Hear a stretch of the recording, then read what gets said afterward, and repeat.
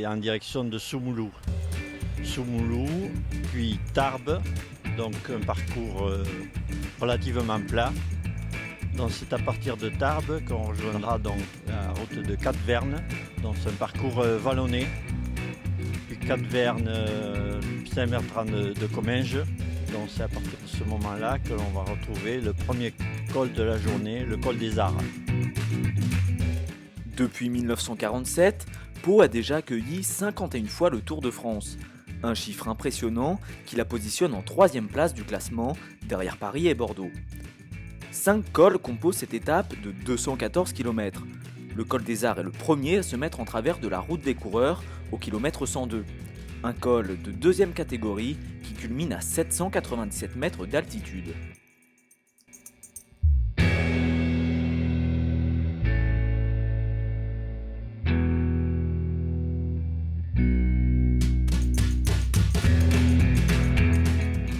Le col des Arts est un col qui se monte relativement facilement. Ça se monte sur la plaque sans problème.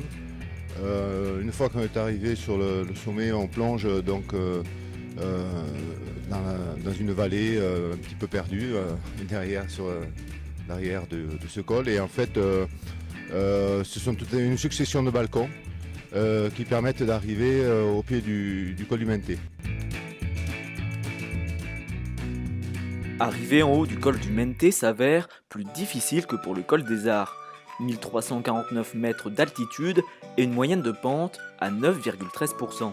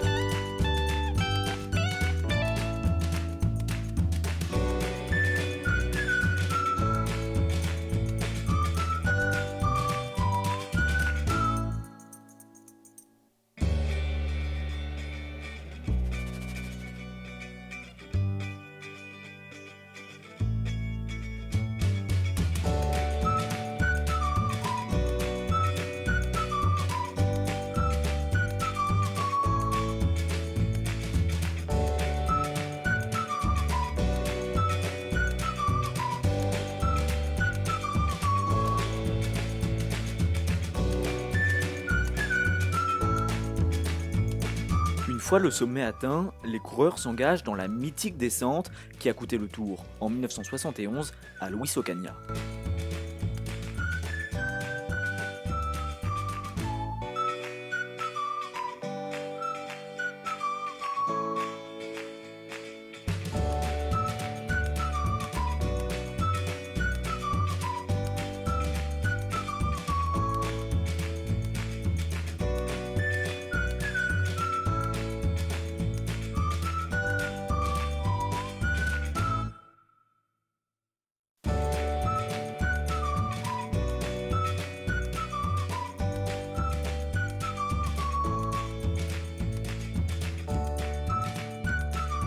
Le Port-de-Balès étant en 3e place de cette étape, il sera certainement le juge de paix.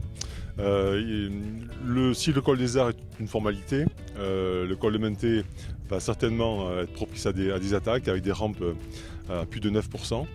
Et donc le Port-de-Balès va, avec ses rampes impressionnantes, certainement faire exploser le peloton. Et ce n'est pas fini parce que depuis le pied du Port-de-Balès jusqu'à l'arrivée, il n'y a plus un seul mètre de plat. D'ailleurs, la descente côté Haute-Garonne est très, très rapide et on se connecte sur la route de Péry-Ressources dans une grosse compression et il n'y a pas 1 mètre de transition entre la descente du Porte-Balès et l'ascension du col de Péry-Ressources. Donc un final vraiment redoutable et ne parlons pas de l'altiport avec c'est presque 20% de pente. Mais avant d'atteindre l'altiport dans le sprint final, reste à gravir le mastodonte port de Balès. 15 km de plat le séparent du col de Menté. 1755 mètres d'altitude, 19 km d'ascension, 3 pentes à près de 15%. Un effort considérable, récompensé par des paysages fantastiques.